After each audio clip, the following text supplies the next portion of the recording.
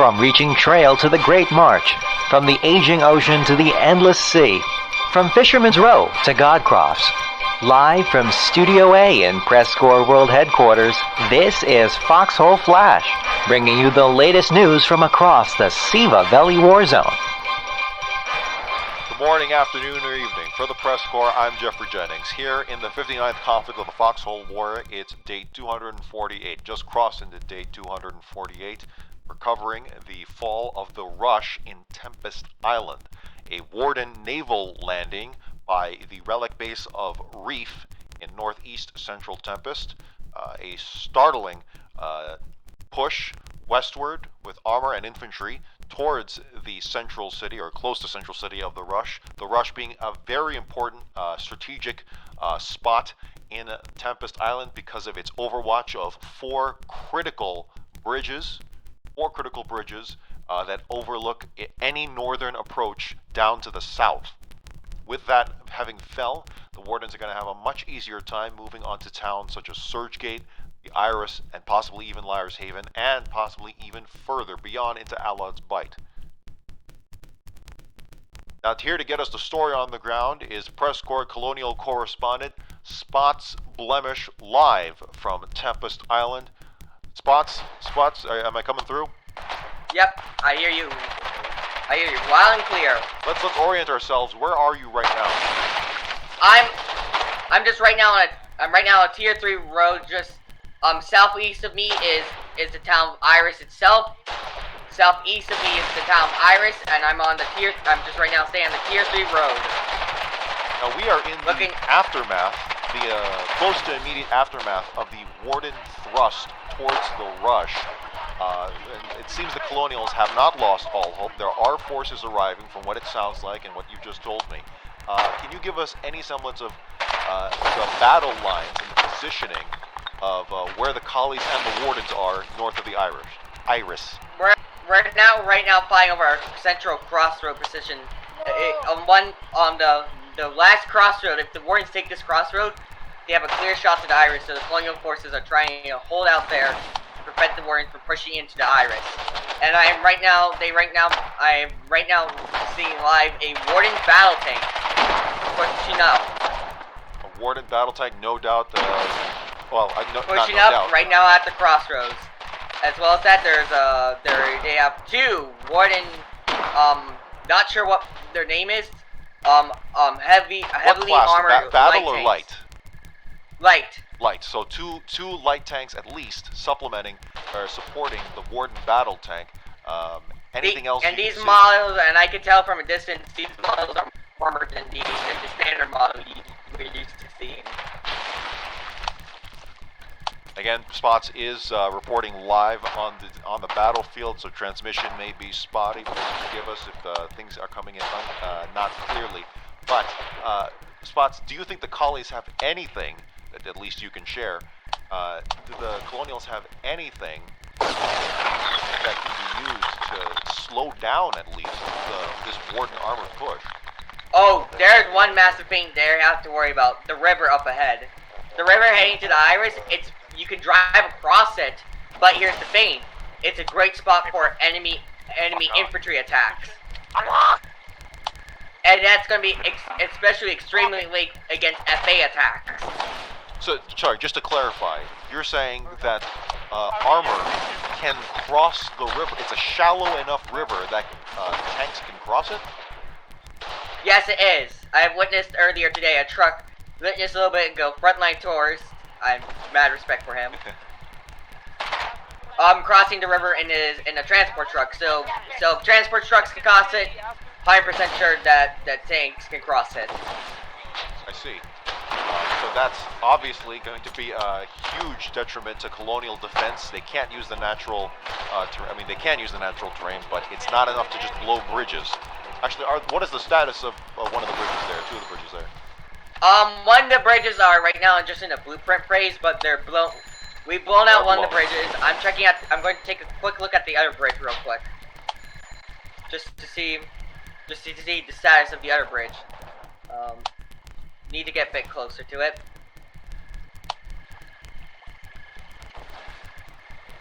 Both bridges are blown out.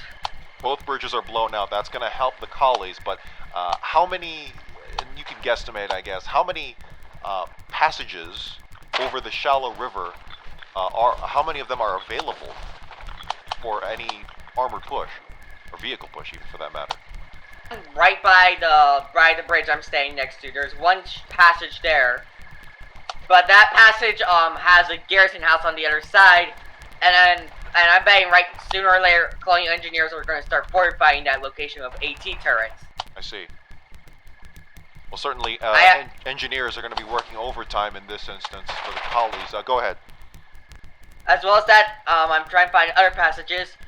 That might be the only one. I need to. There might, if I'm correct, there might be a passage. No, there's not a passage on the east side of town. This is the. I think it's the only passage entering into the colonial-held Iris. Mm-hmm. Again, transmission is going to be occasional. The quality of it's going to be occasional. Go ahead, Spots. By the looks of things, that might be the only passage entering the Iris. There might be another one, but I'm not sure.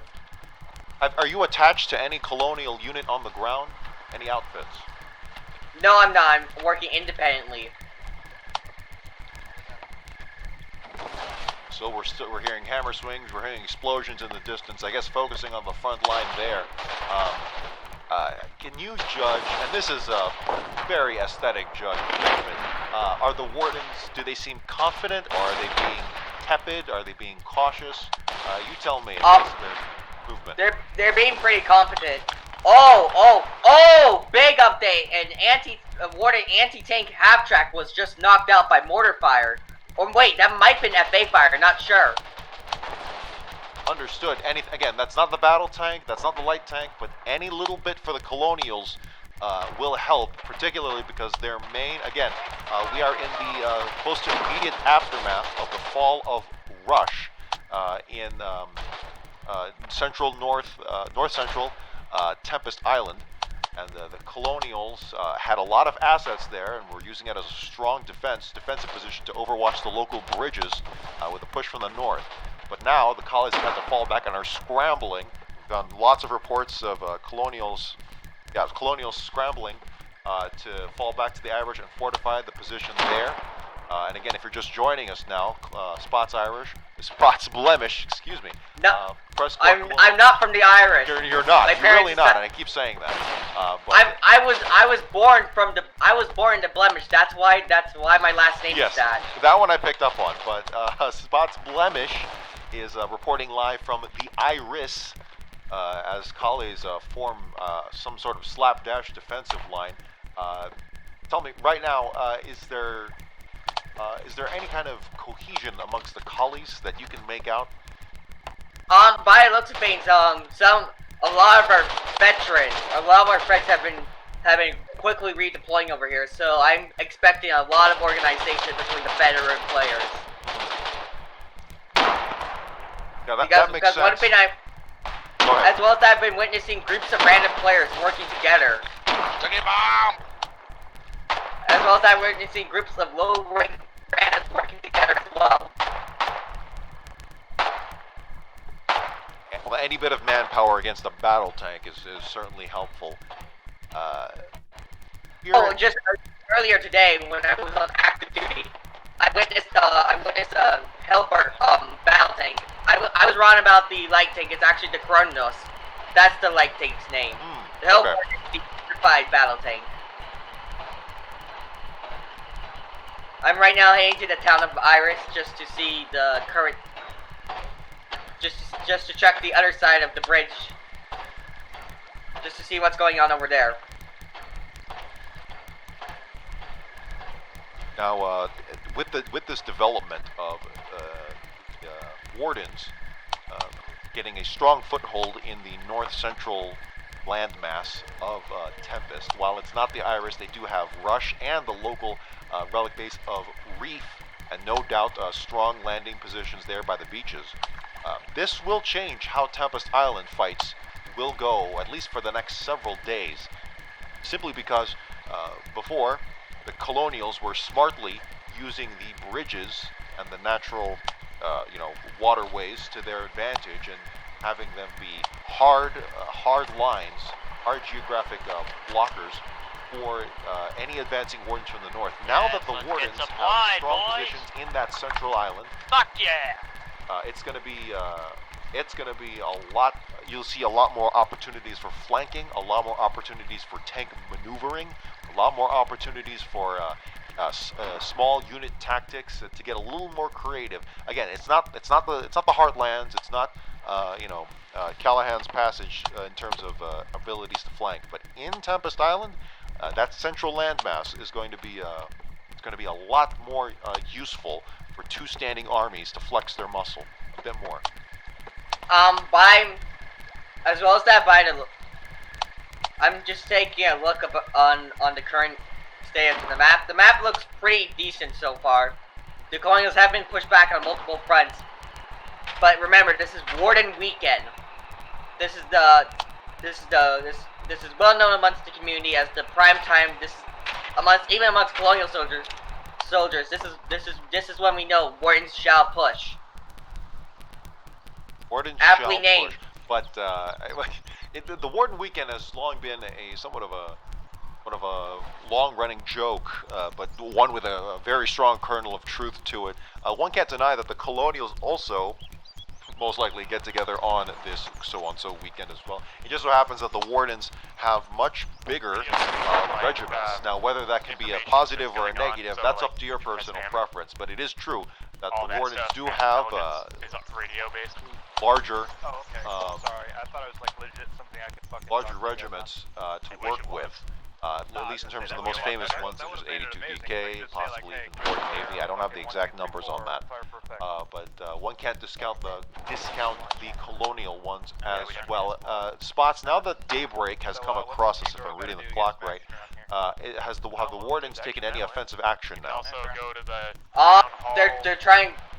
I'm taking a look on the eastern front. They have a BT there and one armored light tank.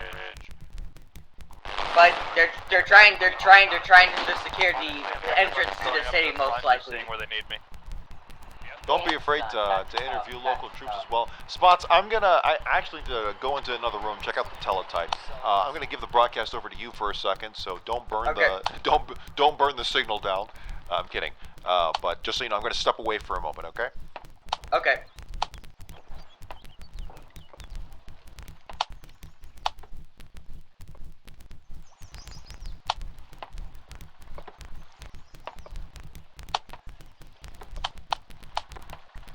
None of you rebuilt this or did this, right? This is just...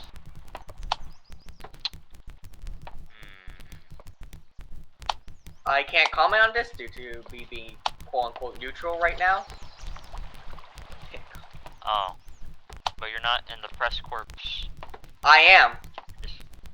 But you're not, you don't have the uniform. Yeah, you have to grind up for that. Ah, you're like an apprentice. Yes. Okay.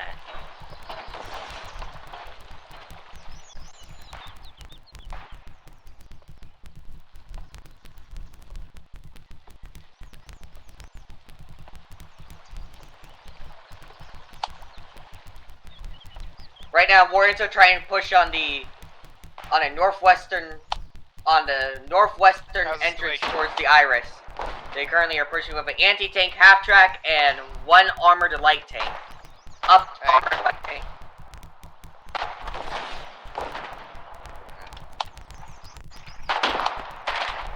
They're currently near the dual crossroads.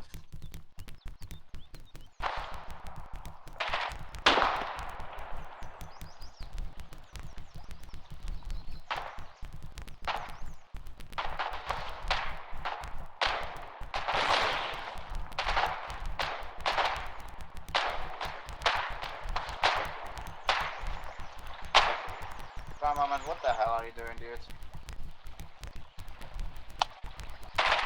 That's truly.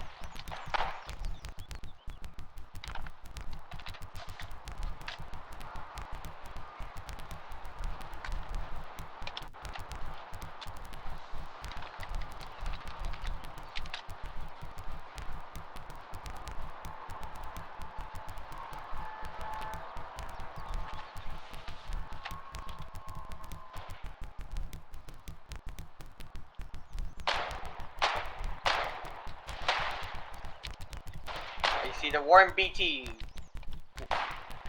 Oh, that's bad news. Yeah, fuck Warren the forces are about to push to one of the two bridges. Because I was shooting them and it never hit them. One of the two Warren forces have just pushed up to. Everybody's Ooh. planning 9mm. You got The enemy BT just got tracked. Oh!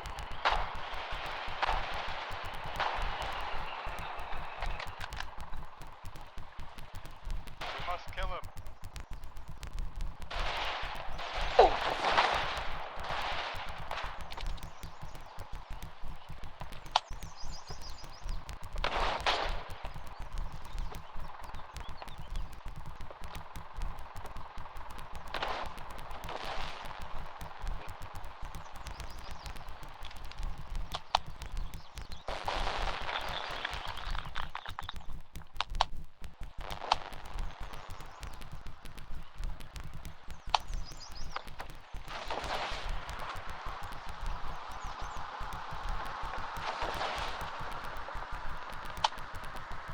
Warren forces are trying to secure both bridges currently as we speak.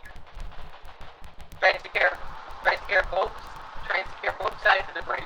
Trying to secure the bridges so the infantry can start pushing to the Iris itself.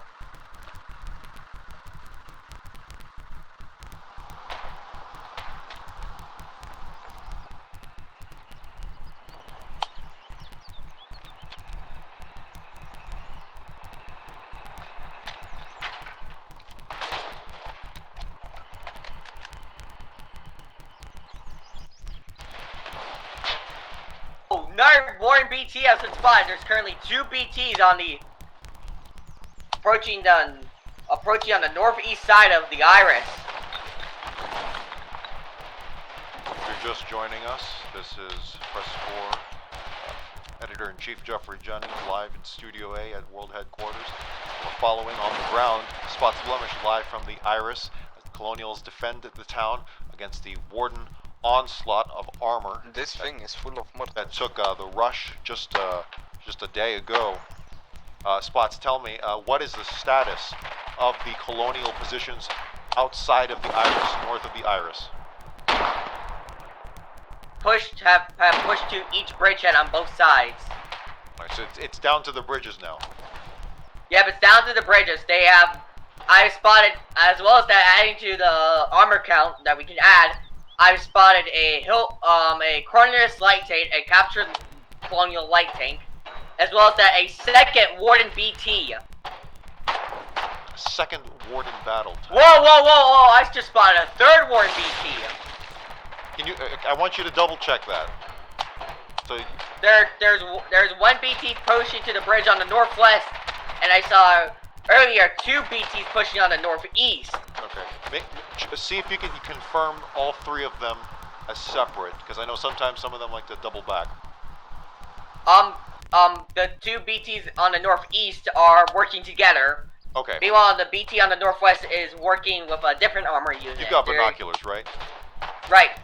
Okay, then that's confirmed. So we have 3 confirmed battle tanks operating in Tempest Island, bearing down on the Colonial position at the Iris.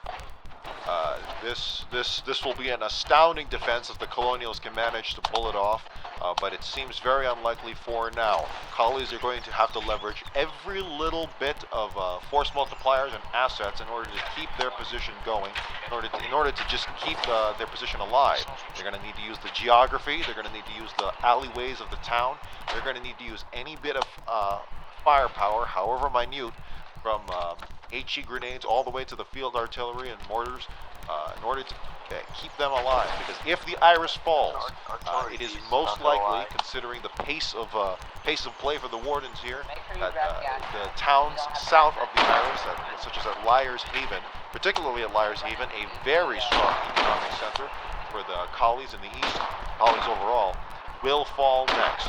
And whether that means they can break into Allott's Bite also seems likely, although there's a few bridges that can save the Collies there. But the Iris not looking too good at the current moment. Spots, now we'll be careful here not to leak anything, but have the Colonials fired any kind of ordnance or assets against these tanks? Have the Collies revealed any force multipliers? Not so far. It seems like the Warriors are just trying to focus. Oh, I'm seeing something moving up. But by the looks of things, the Colonials by the looks of things, most of the things are good, we're currently just trying to defend the border of the town. But I'm right now by functioning mortar house. Mortar house, plenty of ammunition there. Some say near endless ammunition, so that's going to be used. The Collies are most likely going to have to keep someone staffed on that thing 24/7 here as the Wardens poke themselves in and out. Can the mortar house fire beyond the edges of the town, beyond the river? It can. It actually has it has a range of 100 meters. Really? Okay. 100 meters, and I think that's well beyond from their position. Probably go beyond. Yeah.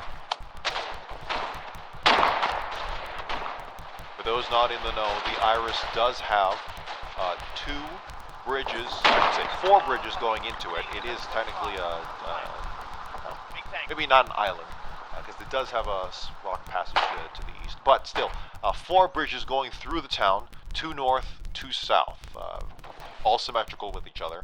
However, beyond the adjacent to the bridges are land crossings, not land crossings, but shallow river crossings that infantry can cross. Have the Wardens attempted to use the shallow rivers to cross yet, Spots? Yes, they have, but they've fallen. But we are building up. Wait. They're currently firing.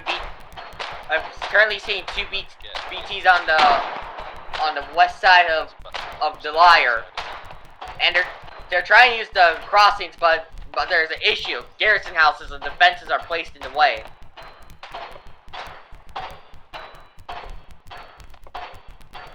Right, so those garrison houses are going to be, again, another critical asset that the Collies have to leverage if they want to keep this town safe. Getting out. Need a medical. Now, do the Collies have enough manpower to put up some kind of defense, or are we talking a scant few troops staying behind? No, we have the manpower to put up a defense. Friend's about to get some Howie shells. Once they get back, Spots, everything okay? Yep, everything's okay. I just think something interesting. Again, reporters on the field have to be very careful what they talk about. So Spots is obviously analyzing the situation because we can't leak any intelligence, because this broadcast does go out to any and all who can pick it up, including Wardens, including Colonials. Yep. I'm just gonna wait for the reveal. Wait for the reveal, right? Regardless, can you list any outfits or regiments that are operating in the Iris? Maybe even a couple members. I think we'll say more than one member of an outfit working in that sector. I think we'll count it. The main client defending right now is SOL. SOL. They're a clan from a colonial colony, most likely. Does it speak a foreign language, is what you're saying? Yep. Foreign language is the one we're used to here. But I do know that there is actually looking at the Iris again, I know there is a observation tower outside of the town border, which is the rivers. Have the Wardens made any play to take that observation tower? Right now trying to rebuild it. They're trying to rebuild it. Okay, so that's actually critical, because that observation tower oversees the entirety of the central landmass in Tempest and beyond, which means the Iris is well within that overlook range, that overwatch. So if the Wardens can capture that observation tower, then that means the Wardens are going to have precise intelligence of what the Colonial... Well, not precise, I take that back. But they're going to be able to know if they have vehicles. They're going to be able to know how much infantry is inside the town, and possibly the location of any hypothetical howitzers that are operating. The BT, we're not quite sure. There's one on the north bridge. Yep. Yeah, northwest bridge. The Colonials are smart. They'll put their attention on that observation tower right now and harass the CV construction vehicle trying to build it up. Just one look. As soon as that thing goes online, it's going to reveal information, and even just for a few seconds. Collies are going to have to... They will probably want to destroy that observation tower in its construction right this moment. But we'll see if they do so. Okay, got it. Hey, you're the press. Yeah, what is it? Who are we talking to? You from PressCorps? Yeah, I'm Rumble. Nice. Hey, just saying. How's it like being the press? I want to know this. It's worded bias. Bias? Shut up, Banana Bear. We're neutral. We're a neutral group reporting the news and covering all the Foxhole battles. And the community and the press corps is nice and lovely. That's one way to pitch it. Hey, come here. So who are we talking to? Oh, go ahead. You can ask him some questions. Rommel, warrant officer rank, warrant officer 2. What did he say? How much of that was... Oh, you can just ask Jeffries. Yeah, Jeffries. If you just ask him, you're gonna and bring some skills to, and ask him. You could probably join the press corps. I mean, I'd be interested at the same time. I know. By the way, can you not report the situation? I feel like it would be better. He's live on the. Tell him he's live on the air right now. I'm here right now. Oh. Okay, well, if you want some news then, how about this? What? So, how much you know so far? I know, I saw earlier anti-tank half-track knocked out. Okay. Well, report this. 2 BTs have been destroyed by, 5 heroic men with 18, grenades at the surge and over at the, near the reef. Over there. And currently all bridges are down, leading to the reef, the rush, and the surge and such. Yep. We're currently on total luck. Anyway, have a nice one. Stay safe. Stay safe. All So right, you just second heard Rommel. about. Yep, Rommel. Apparently 2 BTs got knocked out by 5 great colonial soldiers. Interesting. And this, where did this take place? This took place, he said, around I think it was around the rush. Rush. Okay, they're in the battle for Rush, which must have been a spectacular fight. So the fact that the wardens. Oh, I just read this. Just read this in radio chatter. Apparently, one warden LT just got knocked out. Is this taking place in Tempest? Yes, taking place in Tempest. Understood.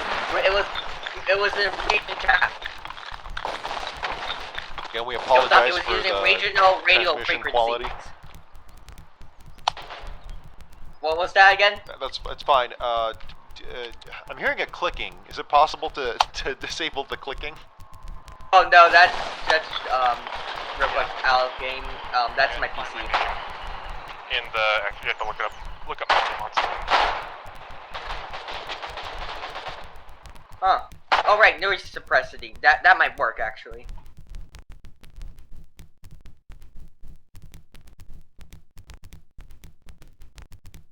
Yep.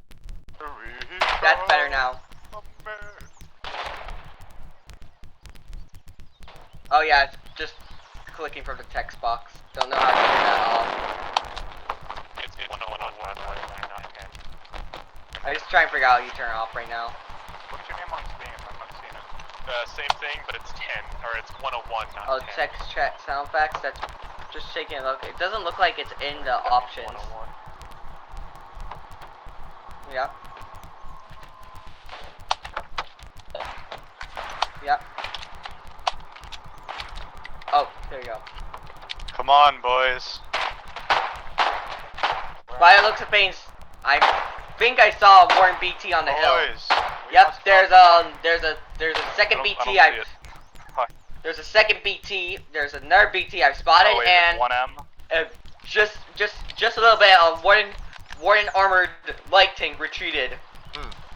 Fall back for a little bit. Well, what we're most likely going to see, because the wardens are aware that the Iris has a unique geographic layout, more unique than the Rush, which was pretty much just a straight shot from the east, just a plains battle. But here in the Iris, you have a river, 2 rivers, separating the town from the rest of the landmass, as well as bridges and an urban environment. So this is going to be a lot trickier for armor to navigate, particularly if the Colonials have set up defenses throughout the town, which if we've been hearing construction and hammers swinging away pretty much this entire broadcast. Now, that means what I believe is going to happen if we follow the pattern from other fights is that the Wardens are most likely going to poke their heads in and poke their heads out every few minutes, so long as they have the supplies, the ammunition, and the fuel to do so. They're going to come in, they're going to wear down defenses, and then pull back. It's going to be a case of similar to how a raider pillages a village. In this case, the Wardens are going to be popping in, popping off some shots, maybe hitting the safe house, maybe hitting the garrison house, maybe hitting the local emplacement of an AT turret that's beyond its own range. They're gonna pull back. So it's a siege. This is a siege mentality that the Wardens are probably going to adopt, and it might be some time until the Wardens pull the trigger. Might be. Again, maybe they'll dedicate themselves in the next 2 minutes, who knows. But it's probably going to be quite some time until the Wardens dedicate to an all-out assault. And how they open up that assault is anyone's guess. It could be a howitzer barrage. So also, I'd like to remind the viewers about what happened last night. Last night, the Colonial forces did lose the Skirmishire. They did lose. They did lose Skirmishire. However, go ahead. However, during the night, a lot of clans mobilized and retook all the lost territory. So now Alod's Bite is completely under Colonial control. Probably some fighting or raiding, I don't know. But in terms of actual hard points, the Colonials still do own all of Alod's Bite, do own all of Lockmore, do own all of Umbral Wildwood and John Vale. But another push happened today in Fernac Coast, which made us lose a good bit of territory. But we didn't lose any of our starting territory. We lost territory we got from the Warriors during the Battle of Fernac. By we, you mean Colonials. Colonials, yeah. Just a reminder, the PressCorps is not affiliated with either faction. We are neutral. When we say we, sometimes we mean the troops that we're embedded with and reporting from, but we're in no way affiliated with them directly.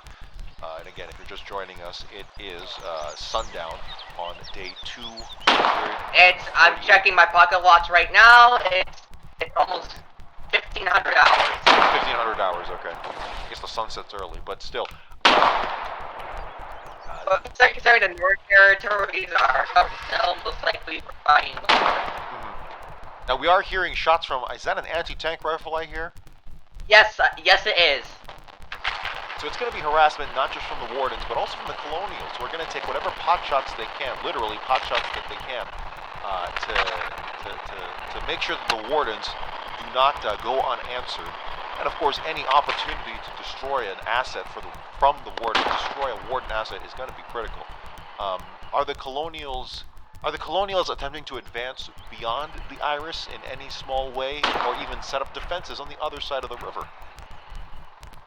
I witnessed some Colonial forces setting up some anti-tank traps, which are historically well known. They're so strong that even battle tanks can't run them over. I think it's possible for battle tanks to destroy. Yes, it's possible for them to destroy them with fire. But they can't run them over. How much firepower? Do you know how much firepower it takes to destroy? So this is not a wrench, but rather direct firepower from a battle tank. Do you know how much?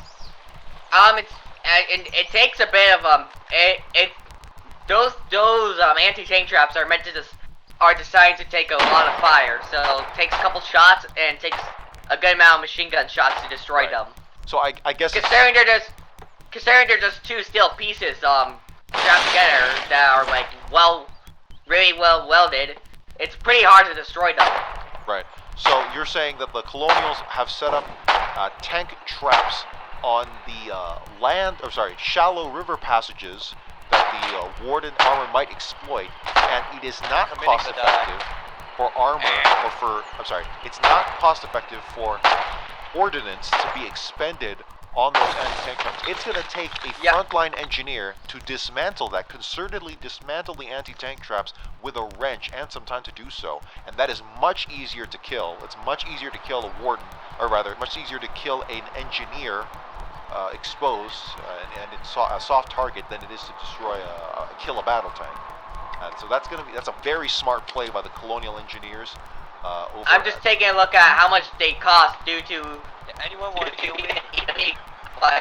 getting supplied with the. I just took out a hammer real quick to see how much they cost. They cost 25 BMATs. BMAT. So it takes only basic materials to lay down a tank trap. Yeah. Okay, 25. Which, if you're considering how much a Warden tank shell, how much a tank shell costs, or a satchel charge, or anything, that's a lot more. Yeah, that's not way cost more. effective at all. Okay, so yeah, now, not cost effective at all. Now, of course, that does leave. There is the option that the Wardens simply have so much supplies, so much ammunition that, yeah, who cares? Well, let's go ahead and fire upon that anti-tank trap. It doesn't matter. We have so many shells at all. But that mentality is very dangerous for any attacker, for any siege person, because you might run out faster than you think. So for now, the conventional wisdom is that the Wardens, in this case, are going to need frontline engineers to take out those tank traps. Which the Colonials are. How many tank traps have they put down so far, by your Things guess? are bad. More than Very 10? bad. I see. It's an ugly island. You only need 3. By the looks of it, you only need 3 on I don't know where to west effectively is. block an entrance to the river. So Okay. we have deployed 6 so far, and there's some scattered around town, but the main ones are deployed at the river edges. So 3. Without getting into the detail of these defenses, because I know that the Wardens are going to have to pull the legwork on intel there and scouting. But would you say the Colonials have these kill zones covered? Yeah, they do. Majority of them are covered. So we've got 2 destroyed bridges in the north that the Wardens are going to need to cross, as well as barbed wire and tank traps in the shallow river passages to keep those entryways closed, or at least very costly for any armor trying to get through, any combat group trying to get through. Now there is the other option here, and we only say this because they've done it before. The Wardens do have the option of a naval invasion on the south side of the Tempest Island landmass, particularly south of Sclera and north of the Gate. They actually did here today. Are those options for them, or is that covered by rocks? I'm not quite sure. No, those are options for them. Those are Bane options, the Gale, okay.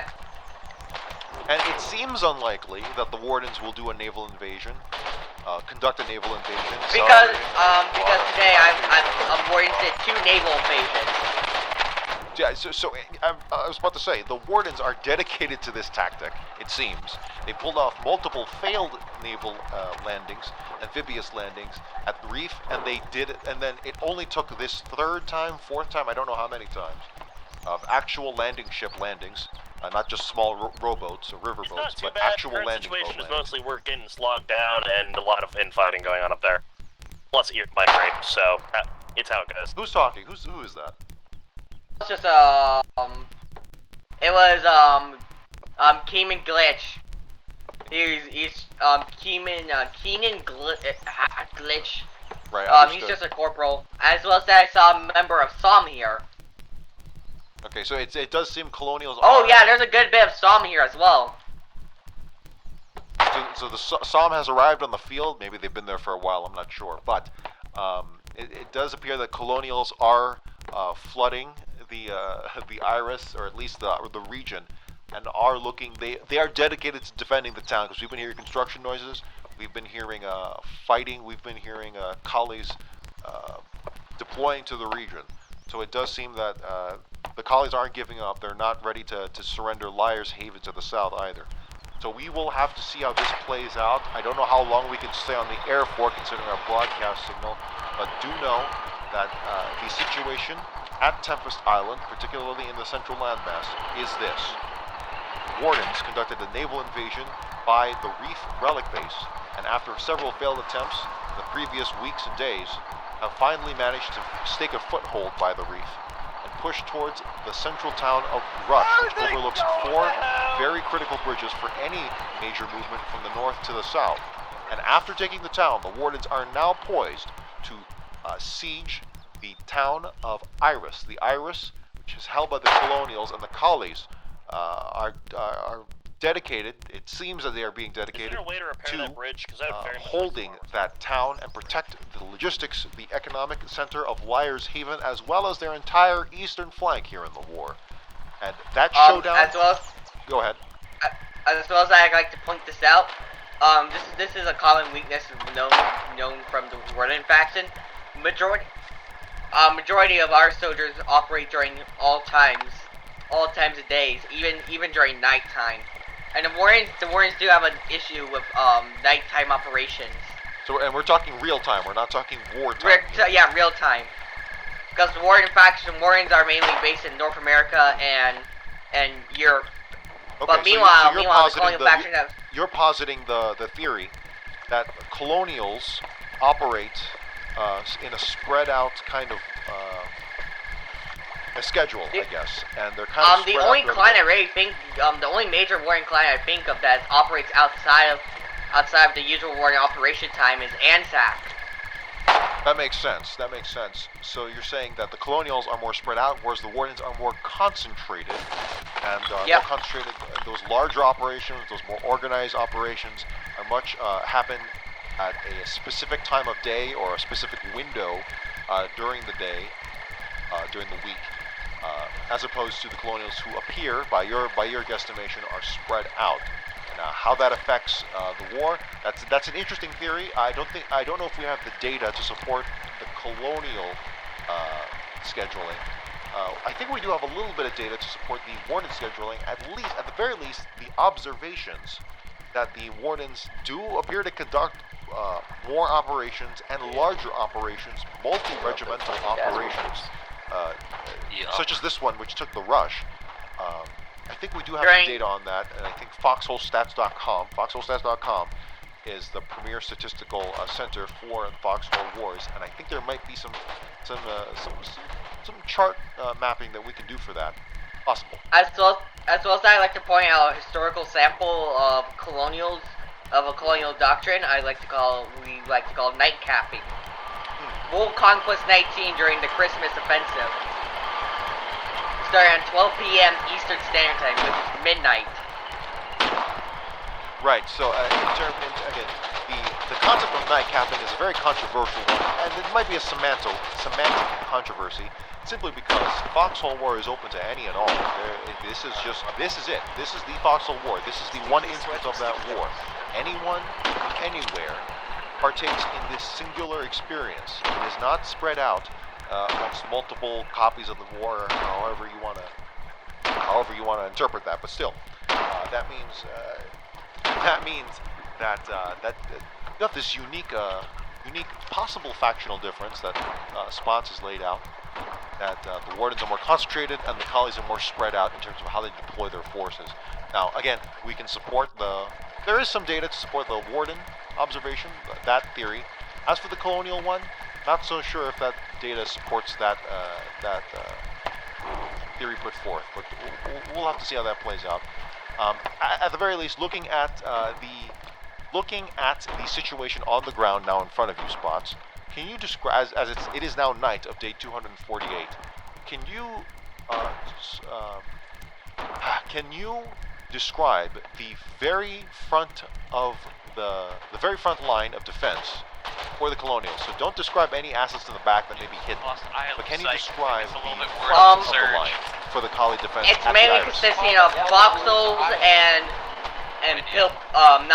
no pillboxes, actually, correction, anti-tank turrets. Anti-tank turrets. That's going to be critical. That's going to be a lot of cleanup duty for I'm taking a look on the map, and by the looks of things, Colonial forces might destroy a Warden fob. A Warden forward operation base. Now, is that a Warden forward observation base or Warden operating base, or was it captured by the Wardens? Was it originally? I think it was captured by the Warden. It was captured by the Warden. So the Colonials were using it. Is it on the west side or the east side? It's on the east side. It's on the east side, by the East Bridge. assuming this is connected to a road. They lost the Isle of Psyche and... I don't actually know what it was. I'm taking a look on the western front to see what's going on there. It's not really safe to cross the river right now because... I wouldn't want you to. Yeah. Don't see any action happening on the west side, but there might be some infantry across it. Right. It's going to be small-scale skirmishes, and we don't even know if by daybreak the Wardens are going to pull the trigger on an actual attack. If I were the Wardens in this instance, I would not dedicate to an assault off the bat. There would have to be substantial fire support, either through field artillery or howitzers. Howitzers might be the best option here if the Colonials can't catch their construction, but Wardens are going to need to deploy lots of fire support to siege that town if they want to take it and not take heavy casualties. There's going to be heavy casualties for any attacker no matter what you do, but if you want to minimize that, particularly armored casualties and those battle tanks, you're going to need fire support. And we have yet to see any deployment of Warden fire support, utilize any of that fire support on the town. Now that may come from a coordinated attack come morning. Maybe not even be today. Maybe it won't be day 248. Maybe not day 249. It'll be several days. Who knows? But every second that passes, the Colonials are bolstering their defenses and are making plays to try and provide as much buffer as possible in terms of land mass. Go ahead, Spots. Somebody with a hammer grab. This fun fact about the Colonial light tank known as the Gregsterus. I was not that experienced with it yet when I first saw them on the battlefield yesterday. What is this? But I discovered through watching some of the films, they actually have the ability, in motorcycles or the old staff cars, the ability for them to boost, right? Right. These tanks actually have a supercharged engine built into them that has the ability to boost as well. Okay. So these light tanks can gain boosted speed out of nowhere, and are really good in open playing fields. Right. Okay. So then you're talking about the LUVs, right? Not the LEVs. I'm talking about the Colonial light tanks. Light tanks. Okay. Yes. All armor has kind of been taken a fuel injection, or not exactly, but still, they're much faster this war, and they can quite blitz. They can blitz quite well in this new environment. But regardless, as well as that with the Corrixness light tanks, the thing is that when that vehicle gets boosted, that vehicle is going to be really. I've already seen on films. They're excellent at hit and run attacks. Alright, somebody better go grab the tank squad so they can start rolling up as soon as this is up. They're really good at hit and run tactics. So the Colonials have sandbag emplacements, anti-tank guns, foxholes overlooking the various shallow water passageways that allow entry into the Iris from the north, as well as bridges in order to bottleneck any other movement. There's smooth passage into the town. We don't know of any armored assets. We don't know what kind of weapons have been used. You fucking bitch. As well as possible fire support for counter battery. I think you can just shoot me like that. But we do know that the Colonials are dedicated to this push. SOM has been deployed to the region, as well as I'm sure several others. SOL has been deployed to the region. And any other, I believe SOM and SOL are going to be the two major ones, and probably small elements of others, such as 22 ACR or Lox. The only thing I really see from other clans is one member of the 22nd ACR, one member from Lox, one member from PRS. PARS, right. So I think the main thrust, the main defensive garrison is going to be comprised of unaffiliated and then SOM and SOL. As for the Wardens, do you know if the... I don't think we do. I have one major clue. Warden Navy is operating from this region. That makes sense, considering it was an amphibious landing. Well, considering this, earlier today, this was when I was on duty, doing my press work, during active soldier duty, I did shoot Flan Klars, the leader of the Warden Navy. Well, you didn't shoot him, but someone did get shot. Yeah. But I think that's all the time we have for, and that's a good time to end the broadcast right now. Not the broadcast, but end this report right now, simply because we are at it is the night of 248, morning of day 249, and there's a lull in fighting. Both sides are preparing their defense or offense, and it's gonna take quite some time before either side gives up in this particular instance. It would be a killing blow. But for now, I think that's where we will leave it. Spots, good luck to you out there on the rest of this observation, on the rest of this report. I don't know if we'll have time to figure out a live broadcast, but we do know that this has been a harrowing story to follow. The rush has not fallen in Tempest Island since day 78, and it has now fallen on day 248. And the fighting continues. Both sides maneuvering to make that central landmass in Tempest their own. So for now, Spots, thank you so much on excellent reporting on the front lines. Thank you so much. Thank you. And here in the studio, we're going to continue to follow this story. We may not be able to broadcast live, but we will have a story either way, written or in some other form. For now, I'm Jeffrey Jennings for the Press Corps. Let's get back to the music. Live from the Red Rooster Roadhouse, it's the Weekend Pass.